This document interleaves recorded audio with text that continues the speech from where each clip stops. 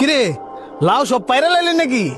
আরে আর কইস না, রাত্রেবেলা অনেক জ্বর হইছে না, এই লাউয়ের ভারে তাল একবার ভাঙ্গা পড়ছে।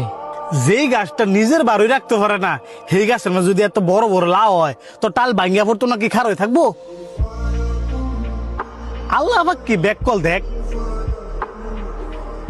যেই গাছ সুজ হয়ে দাঁড়াইতেই পারে না সেই গাছের মধ্যে এত বড় বড় ফল দিয়ে থুয়ে দিছে, যেমন তরমুজ, বাঙ্গি, এই যে লাউ, মিষ্টি কুমড়া, আরো এমন অনেক অনেক ফল আছে।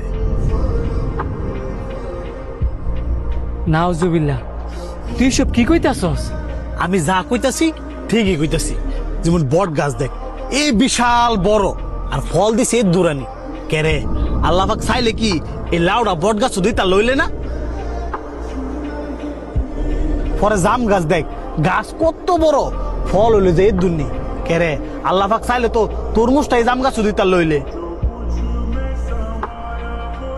পরে গাব গাছ দেখ, যেমন বড় এমন শক্তিশালী, আর ফল দিছে এর দূর দূর। কেরে আল্লাহ পাক চাইলে কি এই মিষ্টি কুমড়াটা এই গাব গাছ ধরাইতে ভালো হইলে না? এরপরেও কি কইবি আল্লাহ পাক বেক করলে আমি করছে না? আস্তাগফিরুল্লাহ, আস্তাগফিরুল্লাহ। আল্লাহ পাক তোর হেদায়েত দান করুক। আই তুই আমার লগে, তোর বুলটা বাঙাইতেছি।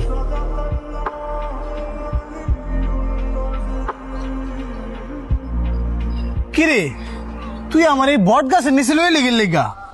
কিছুক্ষণ অপেক্ষা কর, তোর সব প্রশ্নের উত্তর আমি দিম। কত বড় গাছ আর কি ছোট ছোট। ও বাবা গু, কিরে কিছে? আরে যাওস না, উপরে তো কপালটার মধ্যে বট ফুল পড়ছে, আর টুল তো চোখটা কেন হয়ে গেল বুঝলে? সামান্য ছোট্ট একটা বট ফল ফিরিয়া তোর কপালটা ফুইলা গেছে গা। একটা বার চিন্তা করে দেখতো, এই উপরেতে একটা লাউ, একটা তরমুজ বা একটা মিষ্টি কুমড়া যদি তোর মাথার উপরে পড়তো, তোর কি অবস্থাটা হইতো? সামান্য এই বট ফুল পরে আমার এই অবস্থা, আর হেগুলো ফুললে তো আমি বাঁচলাম বলেই না। যে আল্লাহ পাক এই পৃথিবী সৃষ্টি করছে, আমাদেরকে সৃষ্টি করছে, ওনার থেকে জ্ঞানী গুণী আছে কিনা ওইটা যদি আমি বলতেও যাই তাইলে আমার আস্তাগফিরুল্লাহ কইতে হইব। আল্লাহ পাক হচ্ছে উত্তম পরিকল্পনাকারী।